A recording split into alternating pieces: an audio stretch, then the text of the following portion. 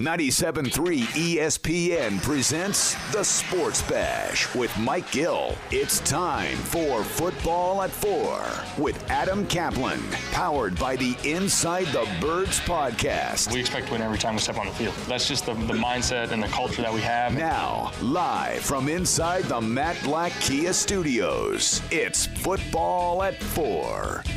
Football at 4 powered by the Inside the Birds podcast. Josh Hedden going in for Mike Gill here on a Football Friday, Black Friday, day after Thanksgiving, whatever you want to call it, here on 97.3 ESPN. And for a special edition of Football at 4, joining us is the co-host of the Inside the Birds podcast, just dropped this morning. Also, check out their incredible conversation with Joe Banner on the ITB YouTube channel and on the Inside the Birds podcast platform. He is Adam Caplan here on 97.3 ESPN. Adam, how you doing on this Friday? Guys, I hope you're doing well. I'm well. So, yeah, I'm glad you mentioned the Banner interview because something came up and about play calling. We definitely wanted to talk to Joe about that because we knew he had an opinion. If you follow him on Twitter, his opinion on everything. But he had some very interesting information about Andy Reid and play calling and comparing it to kind of what we're dealing with here with Doug Peterson.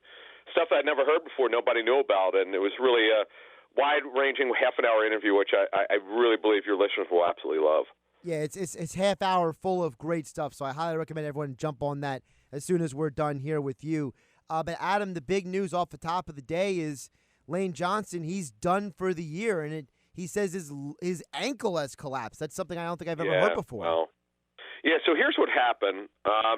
We'd reported first on Inside the Birds back to start the season, maybe a little before that he had this tightrope surgery, that ankle surgery. And because of that, what it does is when you have that surgery, it takes what would be a normal ankle surgery, which could take you anywhere from 8 to 12 weeks. You could come back in 3 to 4 weeks. Well, Lane decided to come back in 2 weeks, which was a little bit early. And I just don't know how well that ankle responded because, as you know, guys, he had recurring issues with this ankle, surgically repaired ankle all season. And to the point, as Lane talked about it in a Zoom session, the thing collapsed. So he's going to have it repaired, and that'll clearly end the season. Even if they go to the playoffs, it won't be available, no matter how far they go, if they ever make it. But that's the bad news. Look, they're going to have other changes in the offensive line. We don't know who's going to start there yet at right tackle. Whether it's Jack Driscoll or Matt Pryor, we'll put that on we'll have that for our listeners on our pregame show Monday night. You can hear Moshe and I and Jamal Jackson will be filling in for Greg Cosell this week, and of course Trey Thomas. So you can hear that at 5 p.m. Eastern. But look, they're going to have changes also. They're doing the smart thing, moving to Jason Peters to right guard. That was the move they should have done weeks ago. And Jordan Mailata will take over at left tackle. Jason Peters simply has not played well enough, and they weren't willing to bench him completely, but he will no longer be the left tackle.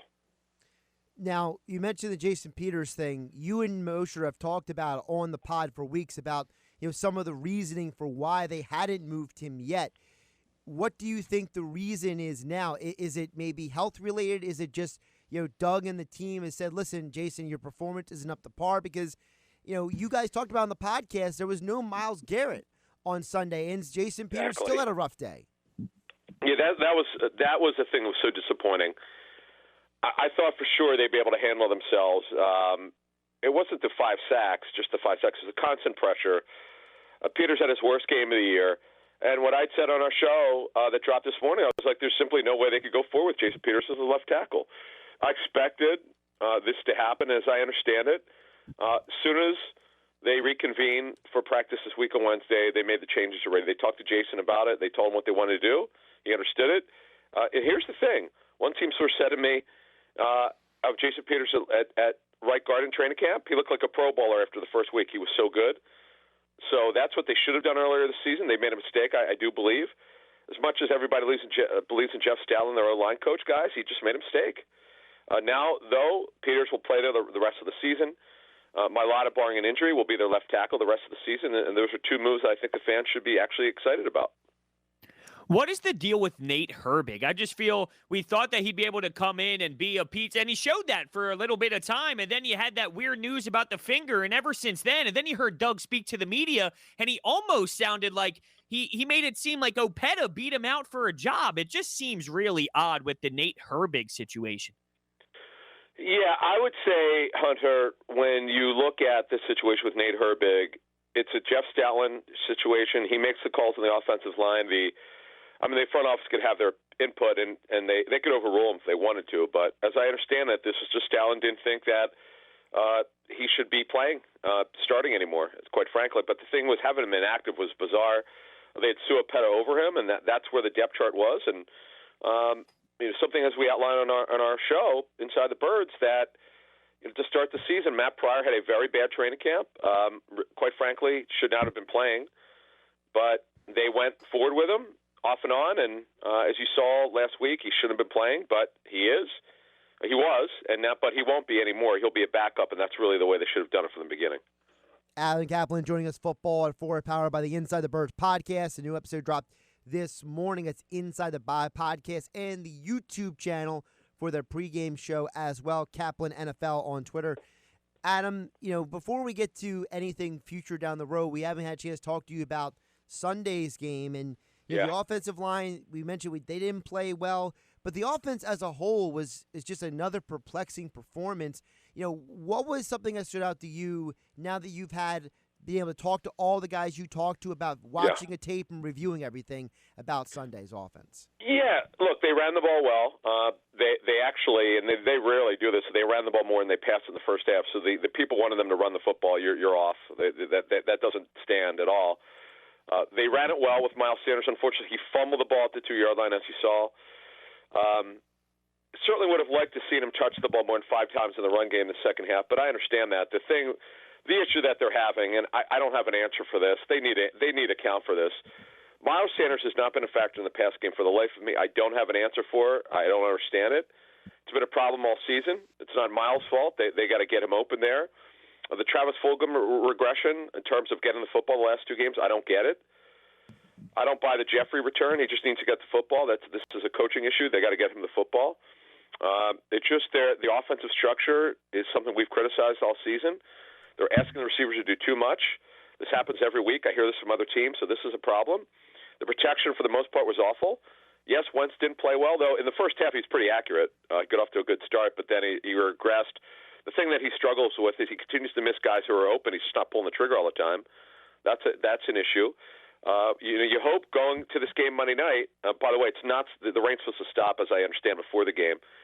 So the hope is that they can protect better with these offensive line moves. They face a defense which, by the way, played much better. The Seahawks front played much better against Kyler Murray, believe it or not.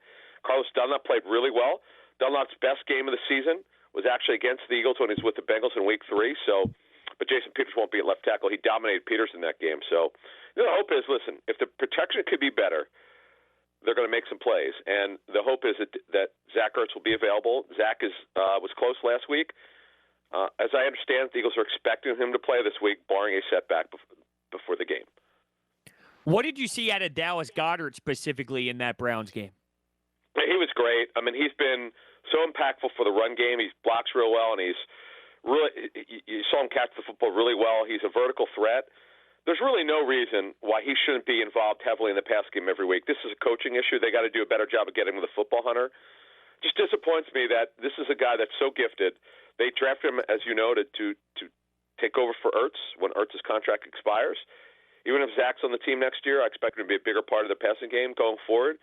And the coaches just got to get him involved in the game here. And by the way, the Seahawks, they're the worst team against the opposing receivers in terms of production, but teams are just not throwing to their tight end much because they've gotten the receivers very involved. This has to be a game where they get Goddard more involved. Speaking of the receiving targets, what did you hear and see from what happened with the wide receivers? Because there's a lot of people, in the Twitter sphere, they're saying Rager was open. Why aren't they throwing to Greg Ward more? What's going on with the wide receivers? Greg Ward is a short area slot receiver. He's not explosive at all. It's Jalen Rager, who you mentioned, Josh, who's got to get the football. They've got to figure out more ways to get him the football because he's so explosive with the ball in his hands. They just have not done a good enough job of that. I know that he's had 2 injuries. I'm aware of it, so all of us. He's healthy now, and there's simply no reason for him not get the football. And the other areas, he needs to be also impactful in the return game where they really have not used him, so they need to keep doing that going forward. How beneficial would it be if Doug gave up play calling to Rich Gangarello? You see what's happening with the Bears right now with Matt Nagy. It's not like it changes the entire offense, so I don't anticipate that it would, but there's a lot of issues with this team, and I feel maybe taking a step back from a offensive standpoint, you can oversee the entire team instead of being so heavily focused on the offense. Right. And, Hunter, that's called being a CEO head coach, where Andy Reid, as Joe Banner tells us on our show, or we did the ITB TV, as you know, Joe talked about there were just sometimes Andy thought that he needed to do a little bit more job as a coach instead of being a play caller.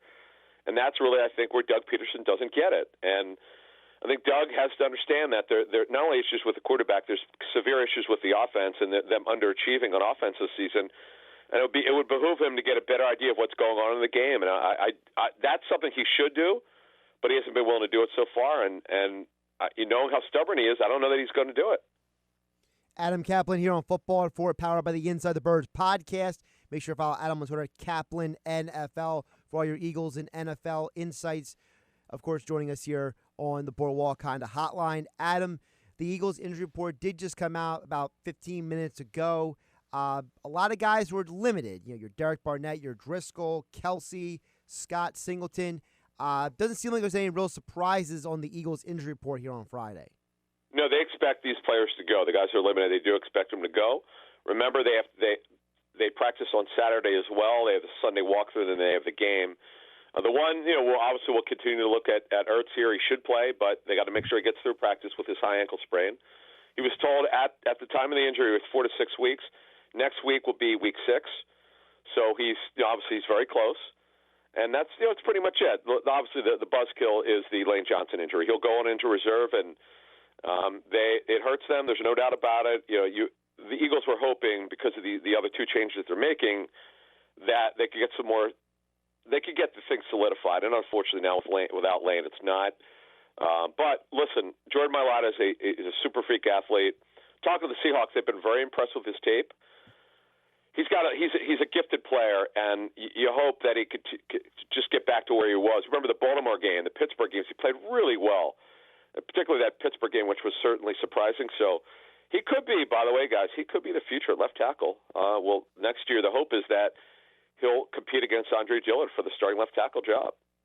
That would be really interesting. But what are you hearing about Chris Carson, his availability, and how can Jim Schwartz do a better job at limiting him and Russell Wilson when it comes to using their legs? Yeah, and I'm told the Seahawks do expect Carson to play with his midfoot sprain. Barring a setback, they do expect him to play. He does have to get through practice, obviously, today and tomorrow. They practice later today on the West Coast. But, yeah, you know what? I'll give the Eagles credit for one thing on the run game. They did a phenomenal job for 3 quarters. And what happened, because the Browns are so committed to the run, you just can't take a play off. You can't make mistakes. And they made the one tragic mistake, and you saw what happened. So Chubb's numbers got inflated. But they did a good job. Look, Alex Singleton's been an amazing story. We haven't really talked about him very much, but he's been the story at linebacker for the Eagles this season. He's been a really big, great story for them, a great discovery. And you do wonder when Nate Gary comes back, who are going to be their 3 linebackers, because they're a nickel defense. They don't really play with 3 linebackers. They rarely use base defense. So you do wonder who will be the linebacker lineman, and it just depends on what the situation is. But Alex Singleton has shown that he needs to be on the field, guys. Adam, of course, on Sunday, the Eagles defense also facing one of the best quarterbacks in the NFL, Russell Wilson. And Wilson did have that rough stretch of 4 games where he had 7 interceptions over those 4 games recently. Is there anything the Eagles defense can take from those games, or are the Eagles just not well equipped enough to be able to slow down Russell Wilson? Yeah, they've been way more committed to the run game. I don't know if you've noticed that. They've been way more committed to because they made this. I had a report before the season started that the Seahawks, for the first time in Pete Carroll's career as a head coach, he finally gave in at coming out throwing instead of running. Analytics tells you should always come out throwing, that you throw to score early and you run to win late. And Pete Carroll had given into it, but because of Russell Wilson's turnovers, as you mentioned, and without Chris Carson, it would be hard. But what they've done is whoever was available, you saw with Carlos Hyde last week, they ran the football, and it helped them because their defense had been so bad. But their defense really improved last week. And if Carson's able to play, based on what I'm hearing, he should play. If he does, they'll probably be back to being one of those balanced teams. But where Russell Wilson has killed them with those second reaction plays, when the pocket breaks down, he rolls out, and you hope that the Eagle linebackers guys are more disciplined. If they can be disciplined, they can make this a close game. And particularly if Carson Wentz could play at least average football, which he has not played in recent weeks, he's played below average football. But if he could play average football, folks, this could be a game on Monday night. I know my boy Mosher, he actually picked the Eagles to win. How about that one? Wow, that is stunning. I know. I can't believe that. I was shocked at that one. But hey, listen, he had an unbelievable call. I don't know if you're aware of this. He said this when the season started, when he picked Washington to win the division. He said he thought partially because he thought Alex Smith would take over as quarterback by Thanksgiving. Guess what happened? He did. That's incredible. Absolutely incredible. Yeah, it happened. Adam Caplan here, Football at 4, powered by the Inside the Birds podcast here on 97.3 ESPN. Adam, flipping over to the offense for the Eagles against the Seahawks. We haven't talked too much about it, but Carson Wentz, I mean, another rough game for him. You know, what are you looking at with the Eagles and the offense going into this Seahawks game? Yeah, see, Doug Peterson, the play caller, the head coach, cannot just come out and be conservative. You just got to let it rip. The weather, looks right now it's going to stop raining. It's going to rain all day Monday, but it's supposed to stop before the game. So they should come out throwing because Seattle struggled against the pass the entire season. They're good against the run. Come out throwing. You just can't be conservative. But give Wentz throws to make. Easy throws early, get him comfortable, get him accurate. Then expand the passing game. If you do that, folks, I think he's going to have a chance to be successful on Monday night, where, quite frankly, as we know, Doug Peterson has actually been pretty successful in these primetime games.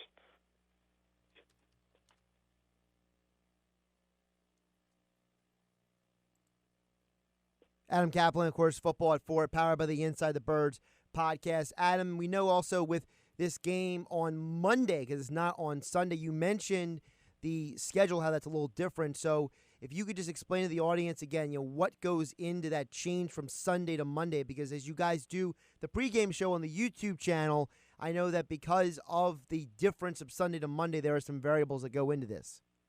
No, are you talking about this? Are you talking about the Steelers, or what in particular were you talking about? The Eagles game being on Monday night instead of Sunday. The difference. Oh, okay, yeah. So a couple things in terms of roster moves. Okay, so with Zach Ertz, by the way, the Steelers, I just got this from the Steelers. The Steelers are actually putting 3 players on the COVID list. Goodness gracious. It's too bad. One of them is Stephon Tuitt. They're starting defensive tackle. So, yeah, so what happens is when you have a player like Zach Ertz, typically if the game is on Sunday, you would have till 4 p.m. Eastern on Saturday to activate the player if you wanted to use him. Well, because the game is on Monday and these bizarre rules, they let you make the decision by Monday at 4 p.m. Eastern. So what the Eagles will do, they'll practice on Saturday. On Sunday, they'll have their walkthrough. If they think Zach looks great, they'll activate him. They could activate him Sunday or Monday. So that's the advantage you have is when your game is you correctly called, Josh, is a very good point, is not having a game on Sunday. It gives you a little bit extra time, and that definitely is going to play into the Zach Ertz decision to have a little bit extra time here. So that's good. That'll really help them with the evaluation. He's really the only guy that they're sweating out for Monday night. But as I understand it, the thought process coming the week would be that he would be able to play, and right now it looks like he should be able to play. When it comes to the secondary, Darius Slay versus DK Metcalf is something I'm intrigued by. But Tyler Lockett, what is the Eagles' best player? Like, Avonte Maddox isn't going to work. Roby Coleman doesn't work on the outside. Jalen Mills fell asleep when they tried that last game. Is there an answer to Tyler Lockett? Yeah, and Hunter, what they'll do is, I suspect, because he's actually their slot receiver, he could play outside, but because they don't have anyone else, he's back in the slot this season. He's the best vertical slot in the National Football League. He probably will draw Avonte Maddox. Well, I say that because Maddox could run. For a guy that's a 4th-round pick, he actually has pretty good speed. So when you align Maddox on the outside, yes, you're correct. He does struggle. But to me, I strongly believe that Maddox will play against Lockett because he could run, and so could Maddox. That's their best bet. Mills certainly cannot do it. I know he's sort of a hybrid player. He can't do it. Roby Coleman doesn't run well enough. That's your only hope. And this, to me, is a lock-it game on Monday night. I would expect him to do pretty well. He's Adam Caplan. Make sure you follow him on Twitter at Caplan NFL. Go download the latest edition of the Inside the Birds podcast, just dropped this morning. And, of course, on Monday night, the pregame show on the YouTube channel. And, Adam, I know you guys, looks like, so you said you're going to have Jamal Jackson and Trey Thomas this week. Yep, so you got two of the three guys from the Blindside podcast.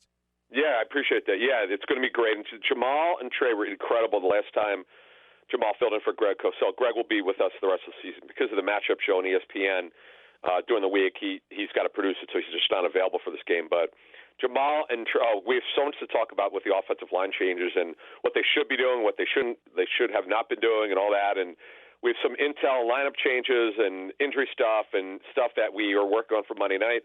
So check us out at 5. We're always 3 hours before every Eagles game. Again, that's the Inside the Birds podcast as well. Make sure you subscribe, download. Make sure you get in on that with Adam Caplan and Jeff Mosher as all guests. Adam joined us on the Boardwalk Honda Hotline. Adam, thanks so much. Guys, thank you.